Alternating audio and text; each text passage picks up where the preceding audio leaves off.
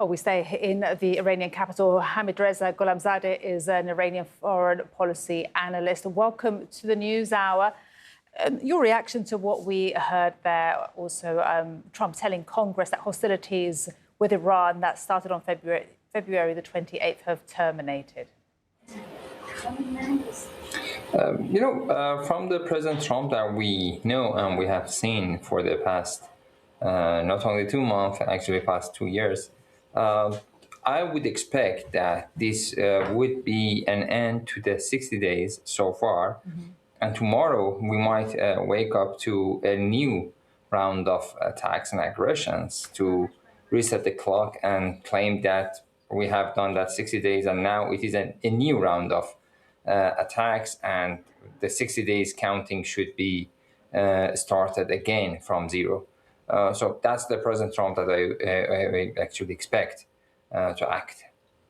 But the point is that, as just a few minutes ago, your other guest was mentioning correctly, blockade is an act of war, and it means that the ceasefire has been violated by the Americans for so long, and there was no end to the conflict, and they have actually been attacking Iran for the past 60 days.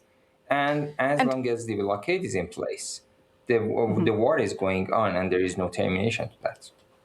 And with that point, that the blockade is still in place, how does that influence the fact that there has been so much back and forth with different proposals from the US and from Tehran right now?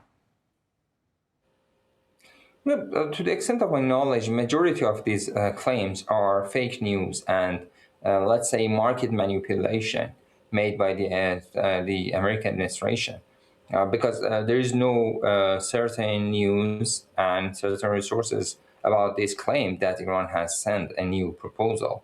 Even the IRNA, the state-run news agency that has published the news, there is no comments in that. There is no resources for that. There is nothing that you can rely upon. What has happened apparently, based on the current situation that I'm witnessing, is that the rumors go around in between the Iranian and non-Iranian outlets. For example, a non-Iranian outlets claims that there has been some rumors that there are some new proposals, and translate that into Farsi, and another outlet translate this period. And it goes back and forth, and it results in actually an echo chamber, we can say, in which this rumor goes spiraling actually very widely around the world, and everyone believes that there has been something. So to the extent of my knowledge and to the I could follow it up, there has not been any proposal sent. And a negotiation is off the table from the Iranian side, and there is no negotiations for Iran. And we heard Donald Trump speaking earlier today, and at the end of what he was saying, he said, perhaps we can't even get there, which was a very different tone that we've heard from the US president. Where will Islamabad talks go next? The distance between the two sides is so far away from one another that there doesn't seem to be any agreement. Americans are making very excessive demands, including, for example, zero enrichment or 20 years of suspension of the enrichment, and about missile programs, things that are existential to Iran, and Iran never would accept that. And on the other side, Iran says that I have survived the highest military campaign that the Americans could impose on Iran, and there is no reason to discuss any further with them. On the battleground, strategically, Iran has been the winner, and everyone is admitting that. And it has not killed it, so it has made Iran stronger.